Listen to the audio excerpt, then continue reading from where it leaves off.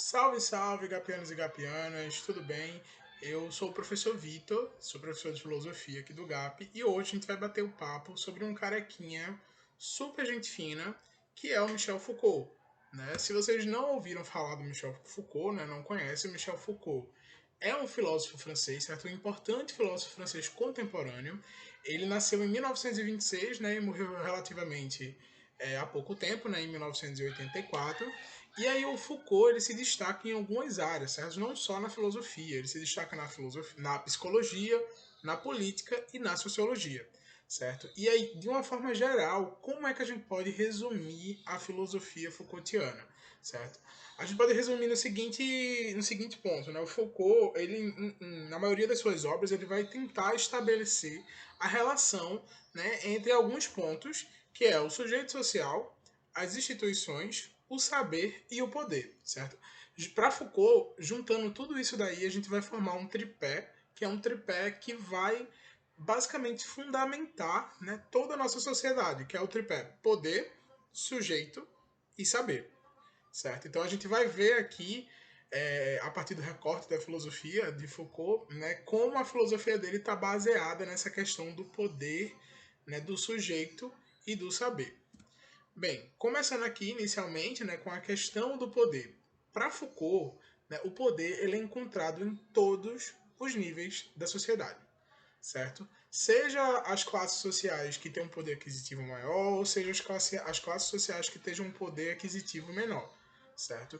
E aí o que é que acontece? Para ele, o poder ele não é uma coisa, certo? A gente não consegue possuir o poder. Né? Na verdade, para ele, o poder é uma espécie de coisa.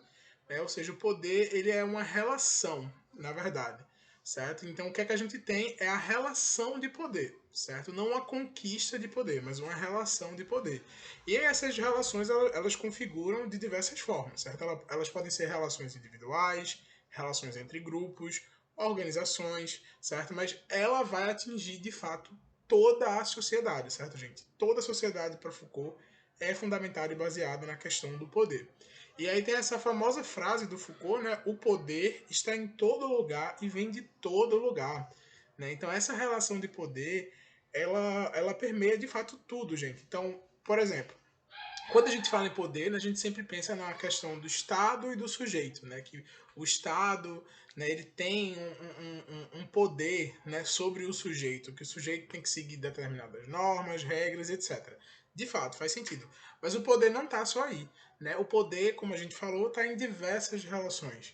Então, o poder vai estar, né, na questão do Estado e do sujeito, o poder vai estar na relação, por exemplo, empregador e empregado, o poder vai estar na relação de pais e filhos, certo? Então, ou seja, tudo vai envolver relações de poder, certo? Tudo, tudo, tudo.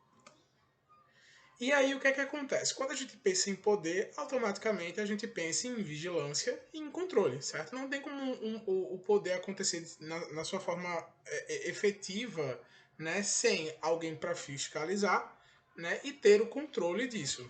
E aí o que é que acontece?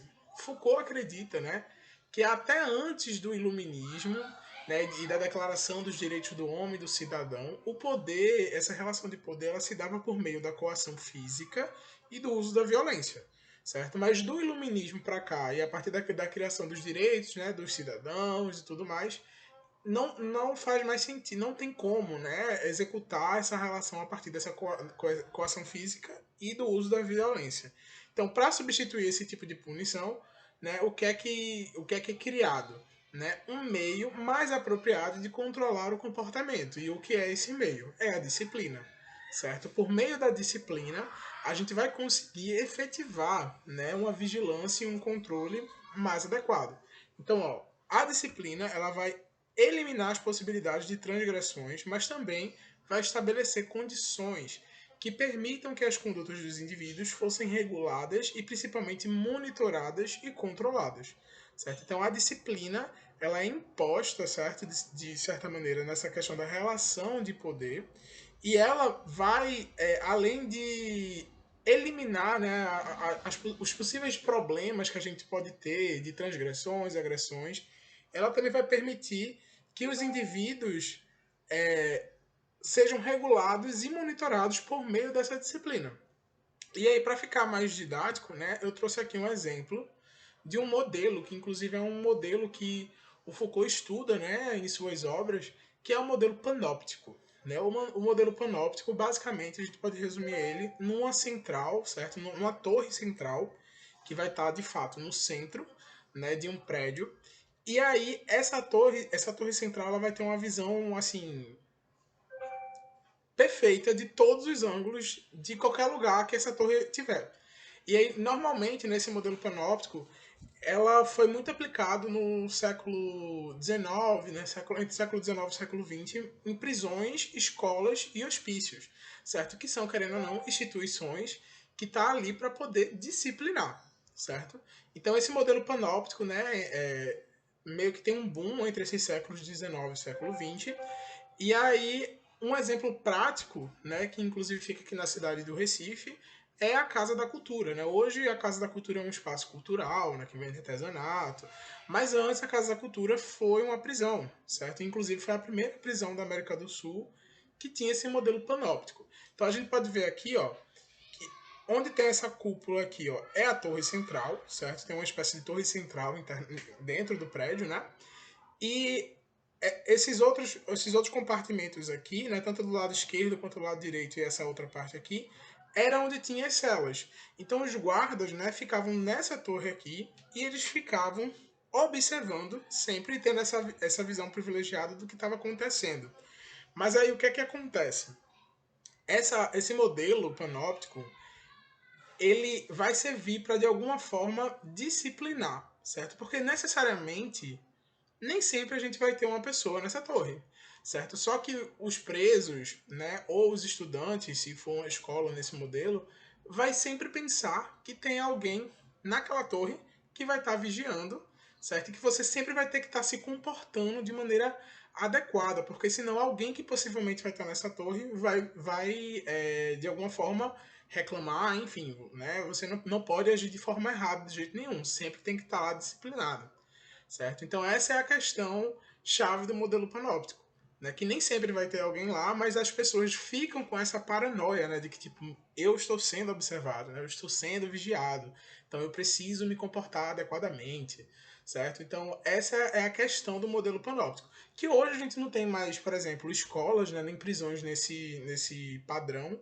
mas quando a gente para pensar uma sala de aula, né? Você pode imaginar, a maioria das salas de aulas que a gente vai presencia, né, tem uma porta e na porta sempre tem uma janelinha, certo? Aquela janelinha ali, de certa forma, ela é um modelo panóptico, porque qualquer pessoa que passar pelo corredor, né, vai estar conseguindo ver pela janelinha o que é que está acontecendo dentro da sala, certo? Então, assim, o modelo panóptico ele foi atualizado, certo? Hoje não se tem mais instituições, né, voltadas para esse modelo, mas ele foi adaptado e, querendo ou não, a gente ainda tem isso muito forte na nossa sociedade, certo? E aí, ó, o que é que isso como isso vai funcionar para Foucault, certo? As pessoas que fazem parte, né, de instituições que têm esse tipo de modelo panóptico, né, na verdade a sociedade como um todo, ela vai internalizar essa própria vigilância, certo? Ela vai incorporar as regras e normas sociais e isso vai acabar fazendo com que cada uma das pessoas que vivam nesse lugar se tornem vigias, certo? Então, o funcionamento do poder sempre vai estar garantido, porque você sempre vai pensar que tem alguém olhando você e aí você sempre vai querer se comportar, né, de forma disciplinar e vai regular, de certa forma, os outros também a se comportar, certo? E aí a gente chega também nessa questão do poder pastoral, certo? Essa questão da disciplina tá totalmente ligado com o poder pastoral. E aí, com o poder pastoral, de fato, o Foucault quis fazer referência a um pastor, por exemplo, que ordenha, né, as suas ovelhas, certo? Que ordena as suas ovelhas. Só que o poder pastoral ele não vai vir de uma pessoa só, certo? Como a gente viu, né? Ele vai se tornar algo muito maior, certo? Não vai ter só uma pessoa que vai ficar responsável por vigiar, né, e punir, certo? A sociedade inteira, basicamente, por se sentir vigiada, né, se transforma nesse vigia. Então, o poder pastoral para Foucault ele não funciona a partir de uma pessoa só. É uma espécie de que tipo toda a sociedade participa desse poder pastoral. né? Então, normas sociais não são impostas pela força, mas por meio de um exercício de poder pastoral, né? Onde todo mundo se vigia. Complexo sistema de relações de poder que regula a conduta de membros da sociedade. É determinado pelo controle que a sociedade possui sobre as atitudes do sujeito, suas crenças e suas práticas. Foucault se refere a isso como discurso. Então, a melhor forma que a gente tem de disciplinar alguém é a partir do discurso. Né? Como a gente viu que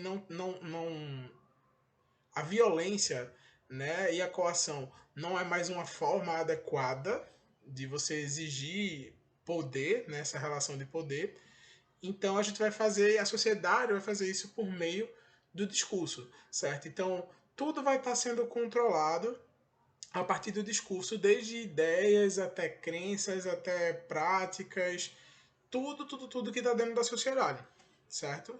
Então, o discurso para Foucault é a mesma coisa que um instrumento que vai fazer com que o poder funcione da melhor forma, certo?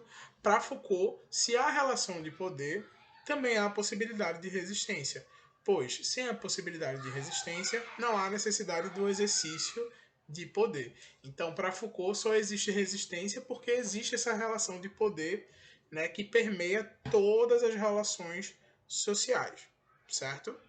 E aí, para a gente ir para a prática, né, e ver isso como funciona, né, no Enem, trouxe aqui uma questão de 2010 que fala o seguinte: ó, a lei nasce da natureza, junto das fontes frequentadas pelos primeiros pastores. A lei nasce das batalhas reais, das vitórias, dos massacres, das conquistas que têm sua data e seus heróis de horror. A lei nasce das cidades incendiadas, das terras devastadas. Ela nasce com os famosos inocentes que agonizam no dia que está amanhecendo. Né? Então, isso aqui é um trecho, né, de uma obra do Foucault chamada Em Defesa da Sociedade, e vamos ver aqui o que é que está se pedindo.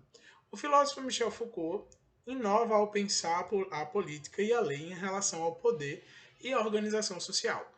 Com base na reflexão de Foucault, a finalidade das leis na organização da sociedade moderna é. Então, o que é que a pergunta tá querendo da gente, certo? Com base em toda a filosofia do poder, né, de Foucault que a gente viu agora, qual é a finalidade da lei, né, na nossa sociedade, certo? E aí, segundo esse trecho aqui, né, ele afirma o seguinte, que a lei ela não vai vir de forma natural. Ela não é um fenômeno da natureza, certo? Ela vai nascer de confrontos, de massacres, de vitórias e derrotas, né? Que de certa forma vai ter pessoas que vai morrer inocentemente, né? A partir de tudo isso aí. Então, com base nessa questão do poder em Foucault, né? Qual é a finalidade da lei na sociedade? Então a gente tem aqui letra A: combater ações violentas na guerra entre as nações. Não, né? A função da lei não é combater a guerra, por exemplo, né? Ela pode até ter isso como princípio, mas a gente vê que, né, todos os países existem leis, mas mesmo assim a gente ainda, né, possui guerra. Então não é. Letra B: coagir e servir para refrear a agressividade humana.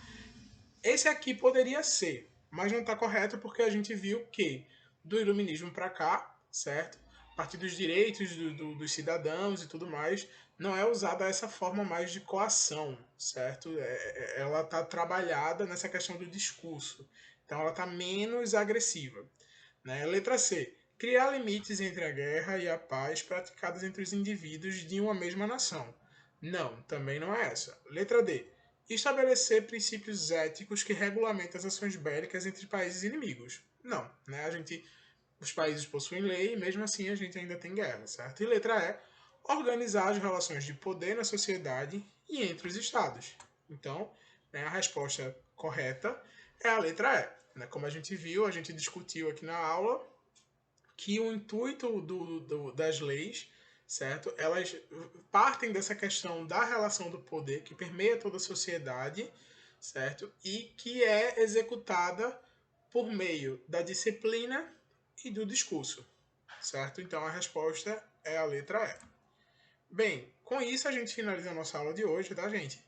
Então, Foucault é um filósofo muito importante, né? Por mais que ele nem todo ano cai questões sobre Foucault, mas ele é um filósofo interessantíssimo, por exemplo, para a gente citar em redações, né? Então, assim, querendo ou não, vale a pena, né? A gente parar para poder conhecer mais e se aprofundar na sua filosofia, né? E caso não esteja lá nas questões, a gente utiliza ele na redação, certo? Muito obrigado e até a próxima.